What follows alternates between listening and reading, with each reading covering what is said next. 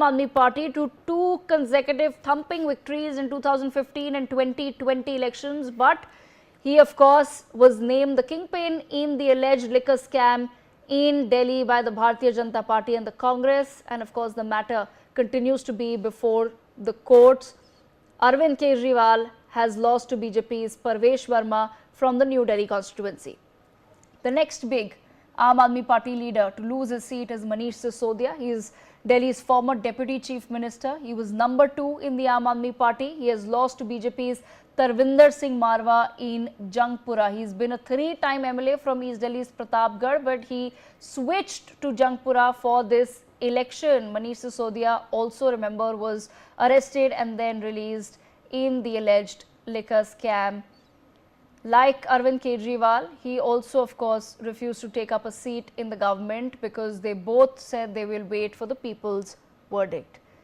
The third big name is Saurabh Bhardwaj. He is a prominent leader of the Aam Aadmi Party. He won from the Greater Kailash seat thrice in 2013 but has now lost to BJP's Shikha Roy this time. He's been a minister in the Delhi government. He's handled many portfolios like home, power, water supply. And in fact, the Aam Aadmi Party was assuming that his seat would be a safe one. The fourth big name is Durgesh Pathak, a member of the AAP's top bodies, the Political Affairs Committee and National Executive. Durgesh Pathak has lost to BJP's Umang Bajaj in Delhi's Rajendra Nagar seat. He won the seat in 2022 in a by-election and he was re-nominated this time but has lost once again. The last but not least top Aam Aadmi Party leader is Satyendar Jain. He was former Delhi minister. He has lost his seat in Shakur Basti, which he represented twice in a row. He was, remember, a cabinet minister as well in Arvind Kejriwal's government, but he was arrested in 2022 once again in the alleged corruption case. He has lost to BJP's Karnail Singh. So those were of course some of the big losses that the Aam Aadmi Party has suffered as far as these elections are concerned. But what does the result truly mean? I take that conversation forward. I have with me Mukesh Tyagi of the BJP. We are with us Dr. Pooja Tripathi of the Congress as well, Advocate Manasvi Thapar with me, and Dr. Saurabh Malviya, political analyst, Dr. S.K. Datta, political analyst, Nikhil Jain, political analyst with me on the broadcast. Let me begin this conversation with Mukesh Tyagi. Mukesh Tyagi, firstly, of course, many congratulations to the Bharatiya Janata Party for its victory in the national capital. What really is going to be now the priority agenda list for the BJP?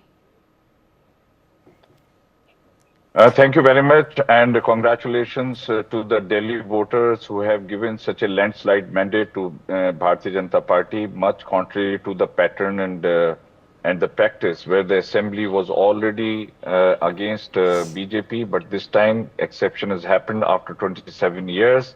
I think it's one of the most historical and inspirational victory in terms of politics, because the people of Delhi have frequently demonstrated that they want to vote for the developmental model. And despite all kinds of allurements by Kejriwal, they have refused him, they have rejected him, and they have shown him his place. He's lost the election. And I think this is the message to the entire country, that if you try to play a dirty game with the people of India, they'll give you one chance, two chances, three chances, but ultimately you will be languished to nothing. And that is exactly what is happening. Coming to the twin engine concept, let me tell you one thing. This is our absolutely established formula that any accelerated development of any part of the country needs a central government complete support to the state policies, and state policies should have the harmony rather than confrontation. So Kejriwal was spending more time in blaming the central government just to defend himself against his malfunctioning, against his failures and lapses. But now this excuse, as a matter of fact, on BJP, I'm also saying this excuse will not stay with the BJP new government. If they really will not take the full support of the central government and the harmony doesn't work, Delhi needs an accelerated development. Delhi needs roads. Delhi needs landfill point. Look at the landfill vultures are hovering around. It's such a obscene and ghastly sight. You can't stand it. Look at Yamuna. I think there are plenty of umpteen number of challenges which new BJP government has to face. and they have to go in a very exponential speed to establish that Delhi is becoming an international city. And only then I think the kudos will come, because right now it is too early to say, because challenges are huge. They will be inheriting the revenue deficit government. First time in 31 years after 1993, Delhi government has shown losses. So where they have squandered the money, they have squandered the taxpayers' money, they have done every possible corruption. So we need to have a clean government, we need to have a transparent government, accountable government, and their target should be fixed on a periodical basis.